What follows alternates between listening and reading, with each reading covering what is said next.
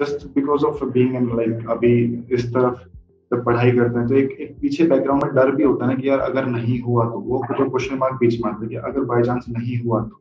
So I think you have already answered it कि अगर clarity है तो ये भी क्लैरिटी आ जाएगी, अगर बाय चांस नहीं भी क्लियर होता है तो इतनी सारी किताबें मैंने पढ़ ली हैं तो कुछ ना कुछ तो मैं कर ही लूंगा, at least I will do something for my sake. बिल्कुल सही बात है। मेन बात ये होती है कि कोई इंसान अपना जैसे बहुत बड़ा के अपने अपने आप को देखो, जैसे कि अगर मान लो एमबीए करने के बाद अगर मैं किसी जॉब में होता तो 3-4 साल में कोई जॉब होता है एक मैनेजर पोस्ट, वो छोड़ के अगर मैं यहाँ हूँ और अब 2 साल और बाद में तैयारी कर लूंगा और फिर भी नहीं निकलेगा, सो 5 years of an experience MBA and now nothing. तो वो जो डर है जो वो हर एस्पिरेंट के दिमाग में ही होता है, क्योंकि मेरे में तो है अभी जैसे मैं फील कर रहा हूँ, even though I am going it कि ठीक है, even though I have secured a job in government, but still वो एक अंदर क्यूरियोसिटी है कि यार वो नहीं होगा तो इस पे इस पोस्ट पे तो मैं सर्वाइव नहीं कर पाऊंगा शायद ज्यादा लंबे टाइम, क्योंकि मैंने एम बहुत बड़ा बना लिया है अपने लिए और अपनी बहुत सारी किताबें पढ़ी, तो क्या मैं इससे कम पे कभी सेटल हो पाऊंगा? And there is a chance कि 99% तो मेरे को कम पे ही सेटल होना पड़ेगा, देयर इज ओनली 1% चांस कि मेरा एग्जाम क्लियर होगा, वो किसी भी आईएएस ऑफिसर को। तो was that fear in you as well, like था ऐसा कुछ? तो ऑनेस्टली स्पीकिंग ये बात सच है, देखा गया है कि not everybody who prepares clears this exam, but ये भी है कि मोस्टली लोग एक अटेम्प्ट नहीं 2-3-4 अटेम्प्ट होते हैं, अगर कंसिस्टेंटली मेहनत कर रहे हैं क्लियर हो जाता है, पहली बात। दूसरी बात जो आप बोल रहे थे कि अगर नहीं क्लियर होता है तो मेरा इसमें टेक ये है कि if you are young like 21, 22, 23 तो बैकअप की चिंता अभी मत कीजिए, ठीक है। गिव योर फुल एफर्ट, पूरे कॉन्फिडेंस के साथ तैयारी कीजिए, पूरी सिंसियरिटी के साथ तैयारी कीजिए।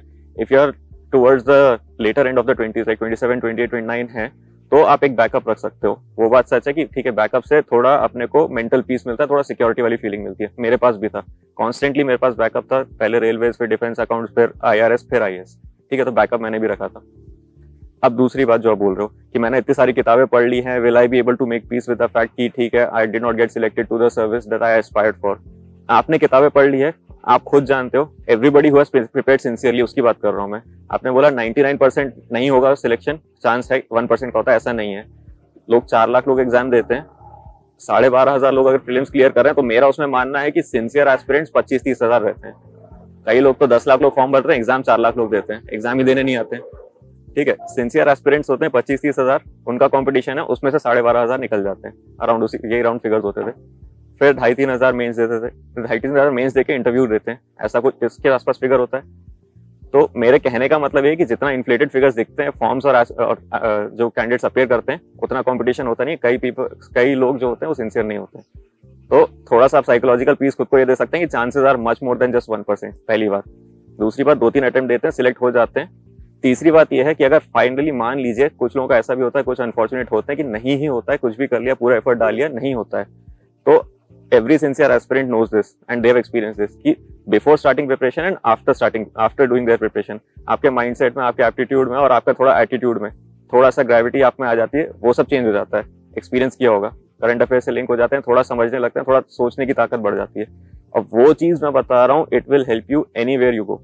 आप प्राइवेट में जाएंगे, नहीं तो अपना बिजनेस एंटरप्रेन्योरशिप खुद करेंगे, नहीं तो रिसर्च में जाएंगे, बाहर भी चले जाएं, कुछ भी करें, गवर्नमेंट के दूसरे एग्जाम्स करें और गवर्नमेंट जॉब में भी रहें, that thing will help you everywhere, हर जगह आपके काम आएगी, ठीक है। और फिर अगर आपको लगता है कि if I am not going to be able to settle जहां पे मैं हूं, मैंने अपने ड्रीम्स बहुत ज्यादा बना लिए थे, वो बात सही है, तो अभी लाइफ शुरू ही हुई है, पहली बात, ठीक है। IAS is not the end of anything. Clear करने के बाद भी बहुत कंपटीशन है, क्लियर करने के बाद भी आपको बहुत ज्यादा खुद को अपग्रेड करते रहना पड़ेगा, otherwise you will fall behind, ये बात सच है। तो अब पहले वाला जो परसेप्शन था कि बस एक बार क्लियर कर लिया देन लाइफ इज इजी, ऐसा नहीं होता है। तो what I am trying to say is that कि civil service exam is not the end of anything. आपको बहुत अपॉर्चुनिटीज लाइफ में मिलेंगे, और अगर आप में वो टेनासिटी, वो जुझारू एटीट्यूड जो कहते हैं ना कि मुझे करना है, मुझे मेहनत करते रहना है, वो वाली चीज है, तो आप कई आईएएस से आगे निकलने वाले हो लाइफ में। ये मैं फैक्ट बता देता हूँ। अब जैसा गवर्नमेंट का ओरिएंटेशन है लैटरल एंट्री या फिर दूसरे एक्सपर्ट्स लाना, तो आप आईएएस से ज्यादा कंट्रीब्यूट कर लोगे सोसाइटी में, और कई आईएएस से ज्यादा अच्छे पोर्टफोलियोज भी होल्ड कर सकते हो if you are working hard constantly. ये फैक्ट होने वाला है, ठीक है। तो आप जो बोलो ना कि मैंने ड्रीम बना लिया था, will I be able to settle और नॉट, बस मेहनत करते रहो, कंसिस्टेंटली मेहनत करोगे, कहीं ना कहीं बहुत अच्छी जगह पहुंचोगे, ये मेरा मानना है।